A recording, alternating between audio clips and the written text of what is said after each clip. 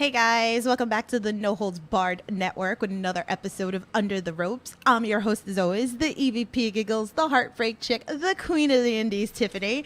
And it's been a while, so I'm back, guys. But we have to have a special guest. And of course, it's a bucket list for me. I'm actually really excited about this interview, and I actually told him that this has been a bucket list interview for me. So I have my good friend, the photographer, Mouse. What is going on?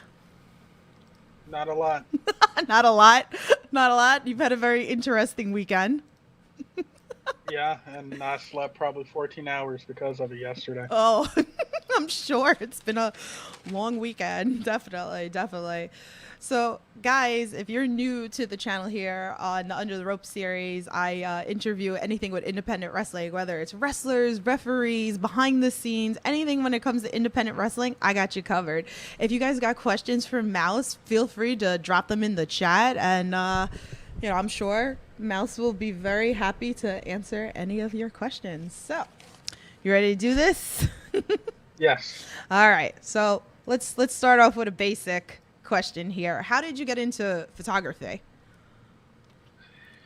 Well, we always went to wrestling shows and stuff, and I've seen other people in the crowd and things like that with cameras, so I hopped on QVC and bought one. Ooh. Anything like did you like know about it? Like was it did you do your research No, for it, or you just bought one? no, I legit just seen a camera. It wasn't terribly priced, so I purchased it. Oh, okay. Okay. So what made it go into wrestling that interests you to photographer? I've always been a wrestling fan, Mhm. and whenever I met the kid, she was real young and her brother was real young, so I would watch wrestling and CSI, and she would sit there with me and watch it. So it's something that we could all get into. And Mhm. then her mom at her job, there was a call center, so they hired a lot of wrestlers. So they would always invite her to bring her family to shows, so she knew we were into it. So we would go. And then, like I said, you had independent shows. You see people just all over the place with cameras. I kind of figured, might as well get one and see what I can do. You know, you can only do so much with a cell phone. Oh, definitely. I've been having that problem myself, to be honest with you, with my cell phone. I want to smash it against the wall because I get like all that glaring from the lights and it just annoys the hell out of me. So, but how did you evolve like with your camera like purchases like as you kept going? More and more you start doing it, then people start asking you, "Hey, I seen you with a camera. Did you take a picture of me?" One of the first people to do that was Cole Radrick. So from there, once I seen people asking for the pictures, I thought, okay, maybe I know what I'm doing. So I started looking into better equipment. That's when Hmm. I actually start doing research Hmm. and trying to figure stuff out. So I started buying better equipment because I had a better job. You had stock that you could sell, stuff like that. So once I got a better camera, I started thinking, okay, next step, let me see if I can go ringside. So I had a local company reach out to me, and then also reached out to Nick Manawa at IWA to see if he could get me in there. And with them running how much they ran at the time, which was about 2 times a week, I Hmm. had all the time in the world to keep practicing and keep figuring it out. Then you just start hopping in cars with people. Ah, yes. So it's funny because it's like I want to talk about that, but since you like brought that up, like that's got to be very interesting because the fact that like you're with like a lot of the kids, so those road trips must be fun. I'm being so young. How, It's a lot of yelling at them because they do not pay attention to time. right? And what I found is that most of them can't really drive that well, or some of them seem like they lack licenses. Like that's one of the things that I've learned about this younger generation of kids. Mhm. They either don't have a license or a car that can make it. Right. So that's how I ended up getting roped into a lot of stuff. And then, of course, once you start getting more kids that are starting to go places, you kind of like, hey, me and Cole or me and whoever are only ones right now in the car, hop in with us. Right. That's literally how we ended up with Connors recently, like the past two Jersey trips that we've taken. It was like, hey, kid, who you going to Jersey with? Yeah. Just my buddy. Hop in the car with us. We got a spot. We'll put clear space for you. Oh. So it was pretty much just us going. Okay, okay, okay. Yeah, because I was thinking about that. I'm like, oh man, I was like, these kids are young, and I don't know how it is with some of the young kids, and these long trips. I mean, how long is it for you to drive to like New Jersey? 10 to 12. Oof, that's And rough. Like, and then you're having screaming kids in the back well, the seat. one of the trips that I couldn't make, I don't even think the kids ended up making it. I Oh, was supposed to go. Me and Cole were supposed to go with Myron and Calvin to VXS, and I think they made it to somewhere in Kentucky and had an accident, so oh they couldn't make the no. show. Oh no. And that's when Calvin looked at me and said, I'm not traveling without like you or like Mance's carload or something like that. He's like, I'm always going to be with you guys. He's like, he's like, we got to make these shows. And Yeah. Yeah, definitely. I get it. Oh man. Because it's funny because I see like clips, like I watch like Billy post clips. And it's just funny. I see you. I think it was this past weekend that I saw like the videos and like you look like okay, like yeah, I felt bad for you. Nolan and Billy and then screaming and singing in the car. So I actually like crack up on this, but I feel for you for like 10, 12 hours in the car with all that going on. honestly, most of the time they're asleep. Yeah. They usually aren't awake until I do a switch, which is very rare. Uh huh. I don't really trust everybody's driving. So people that are on my trustworthy list right now is I trust Cole, I trust Nolan, um, I trust, of course, my girlfriend Rebecca, Billy's mom. I trust her. We finally let Connors drive recently, so he's on probation, but he's kind of on that list. So we have to test him out a little bit more. But there's not a lot of people that I really trust driving. Like I can't say anything about Calvin because I've never let him drive because I'm very much I'd rather have my own life in my own hands. Yeah. Cole only built up trust with me because some of these trips it would only be me and him, Right. so I had no choice but to trust him. But like I just some people scare me. No, I get it. I get it. Like I got a buddy named Slade who like changes lanes like at the last second, and it's the most frightening thing I've ever seen. Oh my god. We gotta teach some of you guys how to drive. Like you guys make me nervous. And I'm from New York, and they say like we're the worst drivers in the world, but like I definitely feel you. And let me just shout out because I see people in the chat. So John Wayne Murdoch's in the chat. Hi, he's sending the wave, and Billy's in there, and I saw she was laughing. So I love you guys like so much. So. All right, so let's move on from this a little bit. So I want to talk about the BSB brand. So, but I want you to explain it for the fans out there that might not know what the BSB brand is. So let's start about like how did it start? Who's a part of it? I want the whole spiel so people understand. Okay, it started because of Speak Out. As names were being added to the list and wrestling world was crumbling before our eyes for the betterment of wrestling, I had to sit in this house because we had nowhere to go and watch my kid get disappointed every time she looked online. Because a lot of people that were close to her or did something to help, the beginnings, the fundamentals of her career, some of those people were put on that list. So I tweeted out, I'm going to be the LeVar Ball of wrestling and hype up my kid.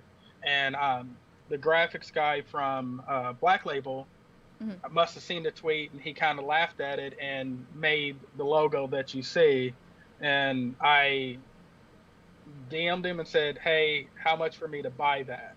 I want to put it on a shirt. And he was like, you can have it. And I was like, okay, we'll send you a shirt. And shout out Michael Chavez because it was nice of him to do it. So we started making these shirts. And like, I think initially my first round of people that I said was in it was Lee, Trey, Adam Slade, Matt Kenway, my kid, of course, Cole Radrick, stuff like that, because these were the people that were closest to us, Right. people that were always around, things like that. Then as we started, doing more shows because the world started allowing so over the summer, you start remembering other people that did stuff to help the kid, because most of it was to show her that just because there's a group of folks that are to stay away from wrestling that were helping you, Right. that mean that there's not other people that can help you. Right. So with it, came along Calvin, who was somebody who was always around, and he started taking a little bit more of an interest in the kid and, helping her and critiquing her matches and stuff like that. Things that she wanted. Like these are Right. things she wants. She wants people to come up to her and say, "This is where you messed up." She doesn't want nobody to say, "Oh, you're great." So as you start meeting more of these people, or people start inquiring about being in it, you just started adding people. Then I got the idea of knee pad sleeves, so I started handing those out, and before you know it, I've gone through like 3 rounds of these, Hmm. which has been about, I think we've purchased like 10 of them at a time. So I've handed so many out, I don't honestly know who all has one. There's so many people that have them, Right. or that we've been at a show and it's like, hey, here, toss them a shirt or something. Right. Uh, but what can I say? The knee pad sleeve has made it to AEW already. It's crazy. It's insane. Shout out to Nolan. Nolan's in the chat. He's great. So like I love it. I feel like I had like the honor of some of the guys in the BSV brand on the podcast, and I hope to continue and still get everybody on the podcast. And I saw Billy a while ago, and I was like, man, I was like, she's so good. I was like, I have to have her on the podcast. I was like, I love her, and I just adore the hell. I mean, you see, like, I just adore the hell out of her. So, but it's just so great, and that's such a nice thing with the speaking out and to get together, and like I see that everybody like looks out for her as well, and like I've been saying it, like she's 16 now, like I can't imagine where she's gonna be in like 2 years from now. So, such a great thing. So Yeah, she's a hard worker. She works very, very, very hard, and I think a lot of people don't honestly see how much she works. yeah, yeah. Guys, if you don't know, like I'm gonna come beat you up. Like go follow her and go watch her because she's just amazing, and especially even after this weekend, like I just have such respect for her, and she's just so great. So, since Nolan Edwards in the chat, okay, and he brought this up on my podcast, and we started talking about the road donuts that he explained, obviously on that podcast, but I want you to like tell your side of the story. Like, where do you pick up these donuts? What are your favorites? Like, how long do they last? Like, what's up? Well, it started off as something where I just needed something to snack on when I was driving. So usually the first gas stop we have to make, I would just buy a bag of donuts. It's usually just small powdered donuts or whatever. Then it became something where I was doing it every drive. So now it's kind of I guess, kind of a superstition type of thing where I feel like if I have them, we're going to have a good drive. And honestly, probably half the time we don't even eat them. They're Right. just there. Right. And then they make it home and they kind of sit on the counter for a couple of days, and I may eat them, I may not. So now it's just spend this $2-3 because I feel like I have to have them in the car. And R- sometimes they come in handy when you're 12 hours in a car ride and you're like, I'm hungry. You're on a turnpike, and every rest, especially in COVID times, every Yeah. restaurant's closed. Yeah. So it's like, okay, there's something to eat that's sitting right there. Let's just go ahead and eat them. Right. But it's honestly something that just kind of started on its own and started building this thing where, like, I think the first time somebody asked about them was one of the kids in the car. I was like, they're my road donuts. And then that just became the name. That's usually how it goes. And Billy said in chat, she goes, Mom and Nolan ate the road donuts Sunday. See? Like, I feel like I'm going to have to start bringing donuts. Like, well, I brought cookies to H2O when you guys were at H2O the last time. So I brought fresh made cookies. And you better say they were good. Like, because They were good. It's, but it's one of those things, if you got something there to munch on, it helps. Especially if it's something that you probably didn't really plan on touching. But it's like, oh, we ain't found a restaurant yet. Right. Because that's literally what happened while they ate them. This last time we got on the interstate, we got, past Philly and everything. And I'm Right. just thinking, like, we're going to hit all these rest stop gas station things, and they're not going to have anything open. Right. Because the gas stations, the Suncos or whatever on the Pennsylvania Turnpike, those restaurants are never open from what I've gathered Oh, yeah. whenever we go through. Yeah. So it's like, y'all, yeah, I'm the smart one. You got donuts there. No, it is. It's definitely a smart thing to do. That's like sucks. Or like they close like super early sometimes. I'm like, so even like me, when me driving through Jersey, and I'm like, Really? Like this is a rest stop and everything's closed? Like people are travel all hours of the night, and I don't understand why things aren't open 24 hours. Like so. Oh, the ones on the way to Atlantic City, I've never that's like the building by itself with like I think a Burger King or Yeah. KFC or something in it. I've Yeah. never seen that thing open. No Yeah. matter what time we've stopped, it's never been open since we started going out there.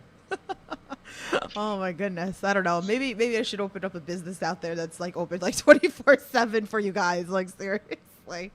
So, Like all we want to do is eat. Like we ran into Manders and the Iowa carload, and these poor kids were starving, and they're like, "Yeah, we just got gas and wanted food." And here yeah. you are buying like gas station snacks, trying to just keep yourself from starving for 10, 12 to 14 hours. Like Terrible. just keep the restaurant open. Put a Taco Bell in every one of these gas stations. Yes. I'm for this. I know Alex Zade, aka Sterling, would appreciate that. So he definitely appreciate that over anything, but I love it.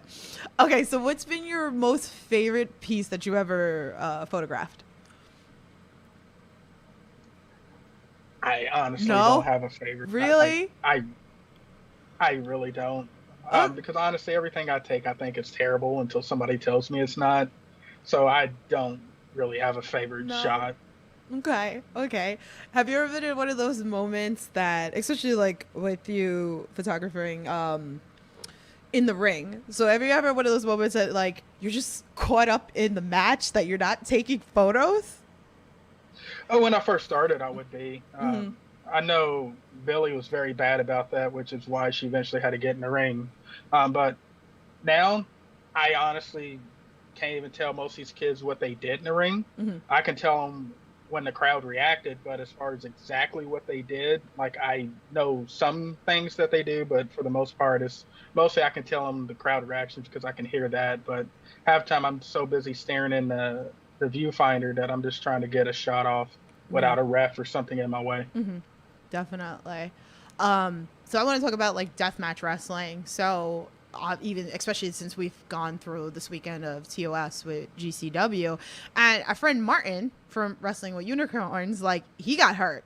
And he wind up getting 6 stitches in his hand. So like, how do you avoid all this of like glass, chairs, light tubes, all these flying objects your way? Like, I mean, it's You don't. crazy. I got hit Saturday too. I actually ended up blocking some light tubes and stuff from hitting Jonesy and Cat. Like I Uh-huh. was standing right there in front of them.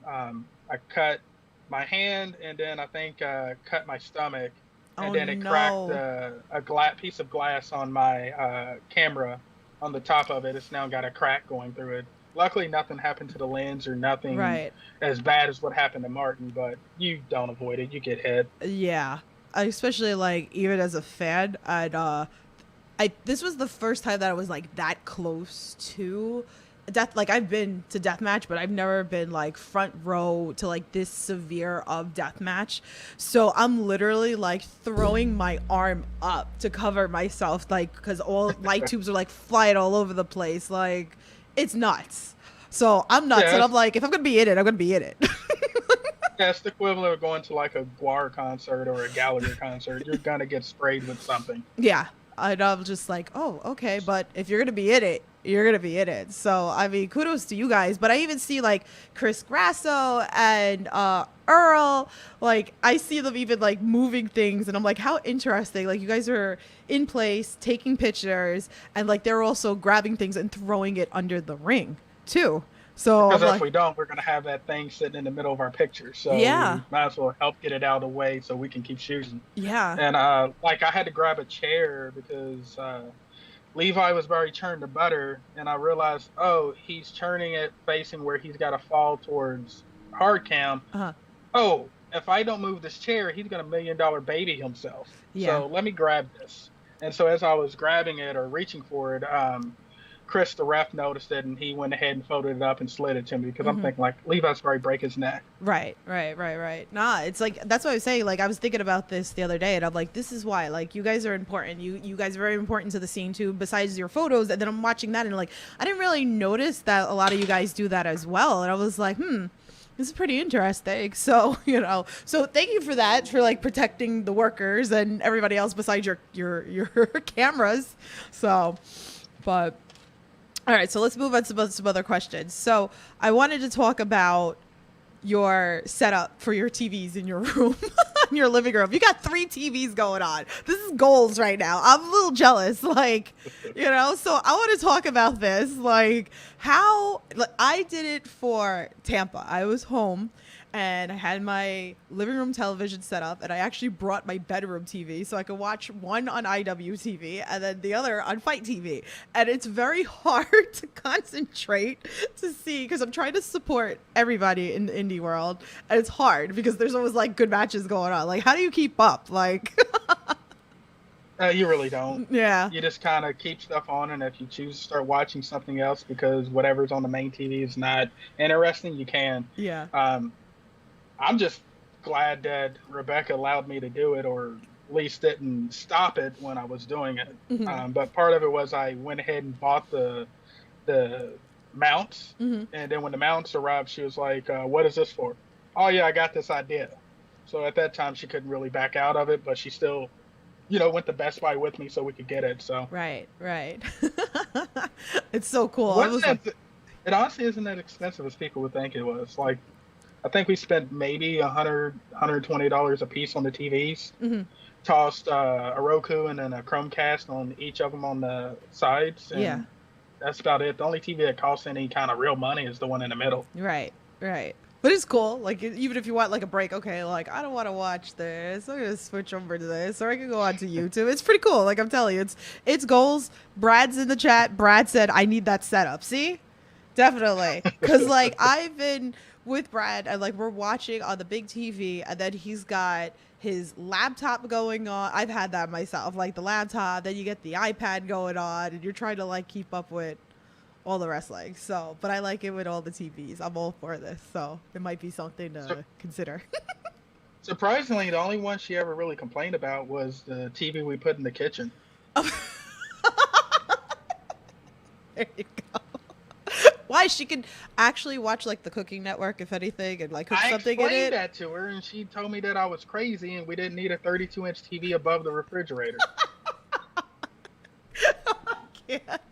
Hey, I'm all for it. Especially if I'm trying to watch wrestling and I'm hungry.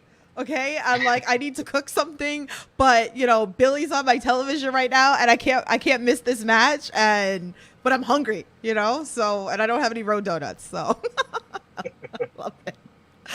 Okay, so we have fan tweet. Actually, it's from Brad. So Brad says, "Do you get nervous when watching one of Billy's matches?" And with Charles Mason, did the stuff he do during the match make you feel uncomfortable to watch? No, I don't get nervous at this point because I know she can protect herself, and I think pre-wrestling Billy was a lot more dangerous than wrestling Billy. Mm. Pre-wrestling Billy, uh, 2 years in a row broke her arm. One because she wrecked her bike into a mailbox, and another time because she tried to hide a honey bun from her mother, bounced off a wall, did a spin, and landed on her wrist. Ooh. So that Billy was a lot more dangerous than the one that wrestles. Hmm. Um, and as far as what Charles is doing in the ring, no, we know what wrestling is at this point. Yeah. Um, so anybody who makes a deal out of most of the stuff that people do in the ring beyond having your general reaction of what they're doing, or silly. Yeah. Um, like at the end of the day, I know how much training she has. I know how much she continues to train. That she knows when to let us know when something ain't right. So she's very good about that. Like her and her mom have hand signals to let her mom know when she's fine. Right. Right. She's in the chat. She goes, "You're telling my business." Yes. Honey, you are out there, okay? All the news is all over the place, so I can't. I love it. I love it. All right. So, but also just so people know, and I think people forget that most of the people, it's all a character, and I think people aren't really like thinking about that.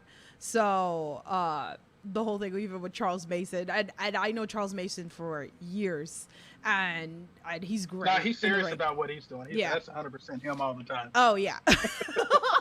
Maybe he is. Maybe he is definitely. I don't know. Like, no. So, but I've definitely been a fan of Mason. Mason's been on the podcast. If you guys haven't seen it, definitely go back on the No Holds Barred Network and go check out that interview with Charles Mason. So we have another fan tweet from Amy at Happy Peep. She said, "If you had to theoretically fight a rabbit, what stipulations would you demand for the match?" I need a no DQ because there's a rabbit that runs around this house that I want to fight every day. That's right. You do have a rabbit. I know Billy showed me the little rabbit, so I love it. Kevin's got a question in chat. Question for Robert. 2024, who does he want Billy to have her first death match against? No one. I don't want her to have a death match. That's been listed on the things of she's never going to do as long as I have any control over it. Yeah. No, I just she's too That pretty ain't to be necessary having over it. here. We got enough friends to support who do it, so we just support them. She can focus on being the best technical wrestler. I'd rather her become a submission wrestler or something. There's no need for light tubes and scars and just looking beat the hell up. After looking at Alex Colon after that show, Yeah. hey, props to them for doing it. I don't get it. She tell him don't get Love you, worked Noah. up. Yeah, no, definitely not. Definitely, that's some serious business. Jules in chat, she says, "I have a TV in my kitchen. We use it too much that we forget it's there." That's funny.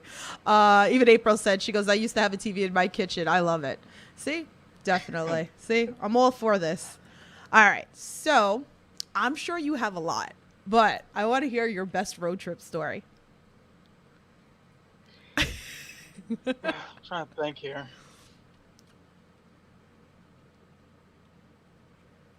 Probably one of the best ones I had was one of the first times that I drove Cole out to Jersey. We went to Run Ricky Run. It was me, him, and a couple other wrestlers, and it was the first time I got to see the Rocky Steps.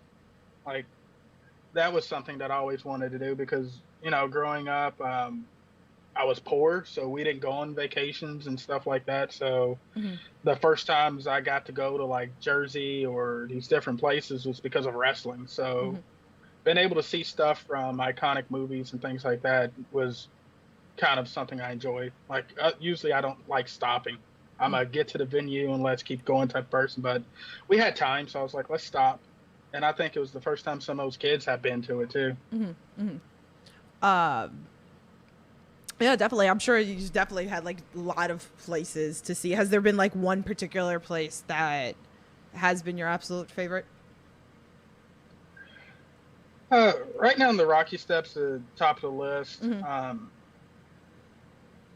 Like, I wish we could have done more when we were in New York for the Mania there, but the only thing we really did was go to the Statue of Liberty, and I think at that time you really couldn't go inside of it or anything, so it was pretty much just walking around on the island and hopping the ferry right back. So one trip we did go to the gas station from Texas Chainsaw Massacre. We stayed in some cabins in the back. Oh, that's cool. That's cool. And I'm sure even like the photos for that's just like amazing. So honestly, the only photos I think I have from that was Billy sitting on the steps of the cabin. I'm such like, I love taking pictures like wherever I go. I'm always pulling out my phone and I'm always like, listen, I got to make some memories. I got to make some moments here. I want to go back and look at photos. That's what I love about pictures. Brad asks, who is your dream wrestler or wrestlers to shoot?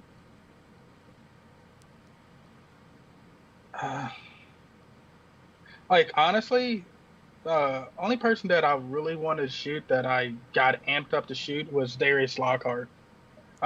First time I met him at Rockstar, I trapped him in the room where promos were and just started telling him how great he was. So that was like a bucket list thing. And I got to knock that off like a couple years ago. So it was cool catching up with him again this past For the Culture and retelling him that story. But it's just, I'm blessed to work at all these different places that tend to bring in the weirdest assortment of wrestlers. Hmm. So even if I created a bucket list of things to do, Hmm. one of these promoters would do it. Okay. Especially like Black Label, they would literally do just about anything that I could probably think of somebody wanting to do. Hmm. Hmm. Awesome. He also asks, what venue that you haven't shot in yet is your number one bucket list? Kind of would like to shoot in the ECW arena. It seems like that would be fun. Yeah, yeah. I still haven't been down there either, so that's definitely a place I need to get my butt to. But Yeah, we took one trip. We took pictures outside of it. I think it was the Calvin told me recently that was the first time he ever seen the building. oh wow, And now he gets to wrestle in it next month. how exciting! It's gonna be like really amazing to like go through. But you worked for a bunch of companies before, but like let's talk about some of your favorite experiences at some of them. Uh, the first Black Label probably one of the weirdest fun experiences I ever had. One, I took a buddy who's just a fan, and we get to the venue early, and we get in there, and he's just looking around, and he's like, "Oh look, there's Keith Lee. Oh look, there's Matt Riddle." And he just keeps looking at me. I'm not supposed to be here. I'm not supposed to be here. And it was it's just the weird, like just him like, shut up, you're with me, don't worry about it. No, I'm not supposed to be here. And just watching like the kids just run around having fun. And then like after the show, we got to witness Sandman take the ring down and then ride around on a hoverboard. That was weird. That's great. That's great. Oh man, is there an end goal of like where you would like to shoot for?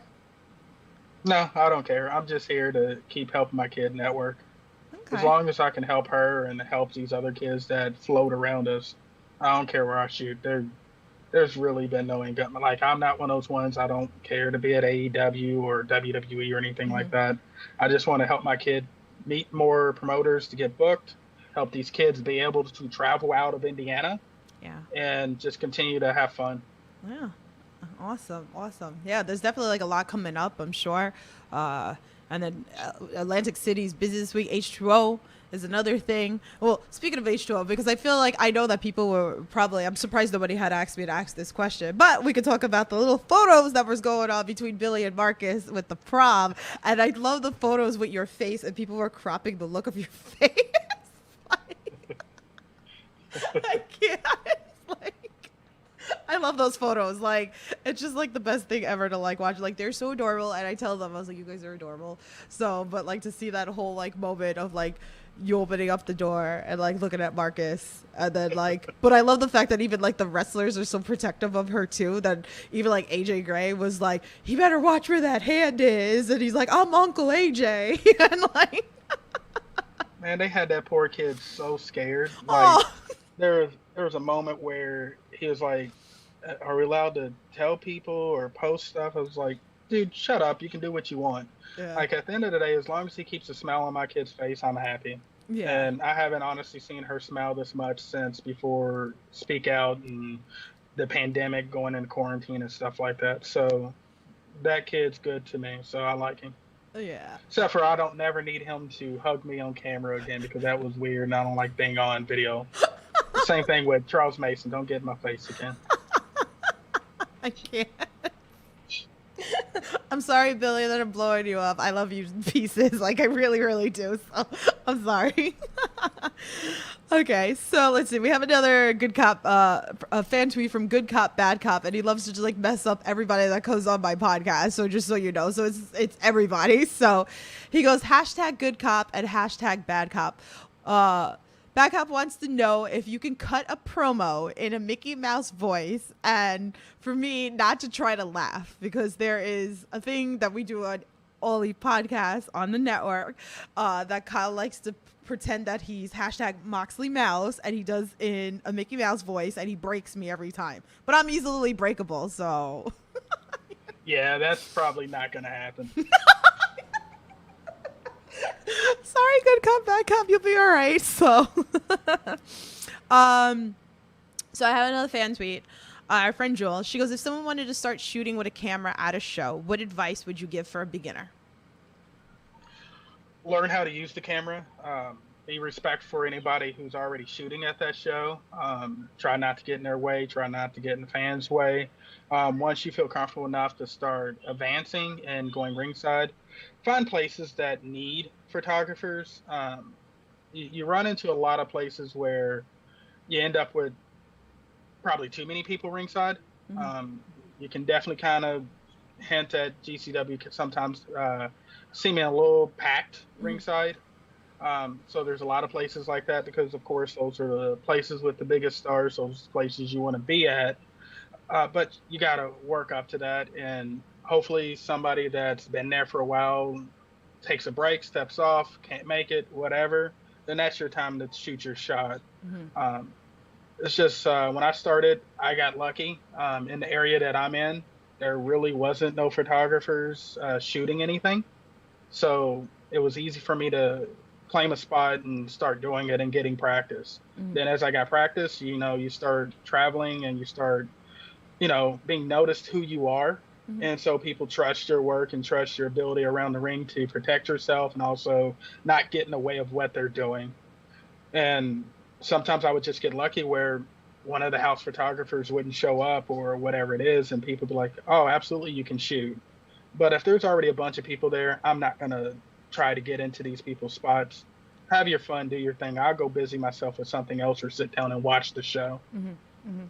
Is there a camera that you would recommend to a beginner? As cheap as you can to make sure you want to do it before you go spend a lot of money. That's why my first camera came from QVC. I bought a Canon T5.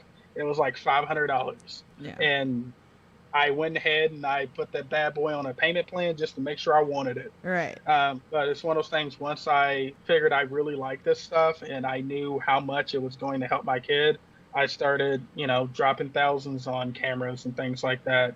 But it's start cheap, make sure you really want to do it, and that way you can determine if you want to invest later because camera stuff becomes very, very, very expensive. Yeah. Like just to get a new lens, you're spending 600 to several $1,000s. A new body on higher end cameras. Like I got a middle end camera, a 6D, and even that's like 1,300 and up. Ooh. The top of the line cameras, you're looking at in some cases 6,000 and up, stuff like that. So like whenever you see these dudes running around with these cameras, they spent a lot of money. Yeah. Like I talk to Earl all the time, and I feel like he's dropping thousands of dollars constantly trying to get the best lights he can and things like that. So that's why I always also encourage people when you get a picture from somebody, tip your photographers because in some cases these dudes are not making any money unless they're creating art and trying to, create books or things like that or selling prints. So help them keep this going. You don't know if you're going to be able to buy them dinner that night, put some gas back in their car, whatever. They may have it, but help them. Yeah, definitely. Yeah, I was talking to somebody the other day, and I was saying somebody had asked me for 8x10s for me, and I'm like, I'm just a podcaster. I'm like, I was like, why you want 8x10s by me? And so I was talking, and they were like, yeah, the way that it works, like you pretty much like you can pay like $20 for the photo, and then you can sell it or whatever to like your fans. So like I don't know if you have any like recommendations if like would if somebody came up to you and asked you for something like that, is that something that you would do or Well, on the way home, because I was trying to be quick about getting something up of Zack Ryder or whatever, some dude DM'd me and asked if he could buy, that picture or the ability to print that picture. I was Mhm. like, I'm looking at everybody in the car like, some dude just asked to buy this picture. Why not? I was like, all right, give me $20. It's yours. So he gave me $20. I emailed it to him. Oh, cool. He said he's gonna go get it printed and have Zach sign it in like a week or something. Whatever. That's cool. Yeah, I think that's important. That I know, like a lot of people had. I seen stuff on Twitter that was floating around about like tipping the photographers. Like, you guys are important. I mean, it also helps me even doing thumbnails with you guys as well when I do all my interviews. Like, you guys are important. You're important to the scene, and I love like even if I'm not at a show, but I love to see the videos or the photos that you guys put out so I can kind of see what's going on. So you guys are so important to the independent scene. So I can't thank you enough for everything that you do for us as well. So, but I know also with the camera, because even with me doing stuff for the podcast, with me going to shows and doing backstage, I mean, I have a Canon D 3500 that the GoPro guys recommended. Shout out to Frank. And I love it, and I'm still confused how to work this thing. I tell you that. So gotta go outside and play with it. Just mess around with the settings. Watch YouTube. Yeah, I gotta have to, because even still, like, I've had it for a couple of months and I'm still like, like, what is going on here? So I'm like, damn, I was like, I need to talk to one of you guys to kind of like whatever like issue that I'm not understanding of how to work with the camera. So, but anyway, I have one final question for you. If you guys have any other questions, feel free to drop them into the chat. Is there like a type of, well, what's a piece of advice that you would give anyone trying to get into the business of wrestling? Like, just know how much work is involved, because there's a lot of kids that came out of Billy's training school that I tried to help. Like, for example, Freddie Hudson. When I first started getting in the car and traveling to take pictures, I would ask some of these kids, hey, do you want to go with me? Because in the beginning I was going alone. So Freddie would go a lot. Then there was another kid that never would really get in the car. He was content being the man at their training school. And it's like, brother, WWE is not going to see what's happening here. You need to go out and wrestle other people besides the kids you're training with, or whoever, the trainers are bringing in for you to wrestle. And I would constantly give this kid advice about take seminars, just go set up, tear down at shows, show up. And he would just kind of brush me off or look at me like I'm crazy, because he's in his head, if he ain't getting paid, he's not showing up. But it's like, nobody knows you. So this past Mania, he rode down with Myron and his carload, and he had to sit and watch Billy and Freddie and other kids that he watched wrestling or wrestled with or wrestled against have breakout weekends. And he's just sitting there like, this is mind-blowing. Like, I definitely seen it in his eyes whenever Billy came out for spring break. After her match, I went over and was kind of talking. He's just sitting there like, this is crazy. Because here's this little girl that started after he was already training and wrestling, and he's like, this is nuts. And like a week or two later, through another kid in the area, he was like, Mouse was right. And then he finally looked at me. He's like, you're right. I'm sorry. I should have listened. And now this kid is starting to do the things I'm telling him to do. And like recently, he went and did a seminar with Michael Bennett at another Indiana promotion. And Bennett, I guess, liked what he's seen and said, hey, let me see what I can do. I'll see if I can help you out. And he ended up going and working a pre-show match at XWA in Rhode Island. And it's like, you see what I'm saying? That's what you got to do. If nobody knows you exist, how are you going to get out of this area? Right. So it's just get out of your local area. Travel. It's the same thing I told those Texas kids. Get off this island. Yeah. Because people just assume you're not going to travel if you don't leave your little area. So leave your area and travel. I'm just, like, it's weird whenever I see wrestlers tweet willing to travel. That should be a given. You should be willing to travel. Like, that's wrestling, traveling. Yeah. Like, you're going to travel more than you're going to wrestle. So travel. Yeah. Go to shows. Be around wrestling. Watch wrestling. Because there's too many who also say, I don't watch wrestling. How do you not watch wrestling? Yeah. I thought that's why you got into it, because you love it. Watch it. Enjoy it. Find things you like about it. Find things you can borrow from people. Go to wrestling, watch wrestling, and get better gear. Yeah, definitely. But I definitely see it, because I see even like wrestlers that maybe aren't booked on cards, but then you see them helping and paying their dues, and then we even seen Alex Colon. I saw that photo this weekend that after everybody was gone, Alex Colon was sweeping at GCW after it was all off. And here's a guy who's been wrestling how long, just won the tournament, and here he is like helping out.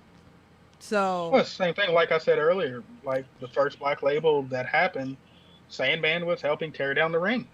Yeah. Here's a dude who literally been to WWE, been to WCW, been to ECW, been champion in ECW, and he's grabbing, the planks, the wood from the ring, or the bars and things and the turnbuckles, and carrying them to the truck there's no reason anybody else can't do it. Right. Right, definitely. Pondo's in the chat. He goes, in all serious, Robert takes great photos of us and us respectful to the fans behind them. That's so important. So definitely. So that's it. Like I said, for all of my questions that I have, if you guys have anything else, but tell everybody if like they want to follow you, and then like we could talk about your merch and all that fun stuff. Don't follow me. I'm just an angry guy who yells at clouds. Follow my kid at Billy Starks. You can just type that in on any social media to pop up. That's terrible. We want to see your photos. Like, seriously. They'll pop up somehow. Oh, Mainly follow my kid. I'm sure the promotion I shoot for will retweet it. Follow my kid. I love it. Follow John Wayne Murdoch. He has a rabbit too. He posts pictures of him and his rabbit. Follow John Wayne Murdoch. I think it's JWM the Duke or something on Twitter. Follow him. Yeah, he seems like a good follow. He is a good follow. He's been on the No Holds Barred network as well, so you guys can go check out that interview. I mean, again, like I said, I've had a lot of people on the No Holds Barred network, so you guys can go check out those interviews. And then we've had a lot of H2O kids coming up on the podcast as well. But all his links. Follow Marcus Mathers. Like, he really needs to get his follows up. If he's gonna be in my family, he's got to get to 2,000 now. Or 3,000. You see this, guys? You better go give him a follow. Like, I'm gonna clip this and like go follow him. I'm gonna clip this, and you guys better go follow him. So if he wants to be part of the family, like, I don't know, like, he's rocking the shirts. I love it. Like, so good. But if you want to follow Mouse, all the description, I mean, all his links are in the description below. You can buy his merch also, just so you know. And there's a bunch of BSB merch as well, so definitely go check that out. Go buy Billy's merch as well. I love her pins. I have her pinned up on my little shrine over here for you guys. I put her right next to Marcus because I love it. But yeah, so you are amazing, Mouse. I'm glad that I got you to come onto the podcast. I know you told me you're like, I got nothing to talk about, but hey, we had a very good conversation. So you keep killing what you do. I love it. You know, it's always a pleasure seeing you in person. I can't wait to see you again. Brad said we love you, Mouse. So just know that you're very appreciated from all of us. So, but thank you again. Thank you. And guys, so that's going to wrap it up for this interview on the No Holds Barred Network with another episode of Under the Ropes. You guys support independent wrestling and stay safe, and we will talk to you guys soon.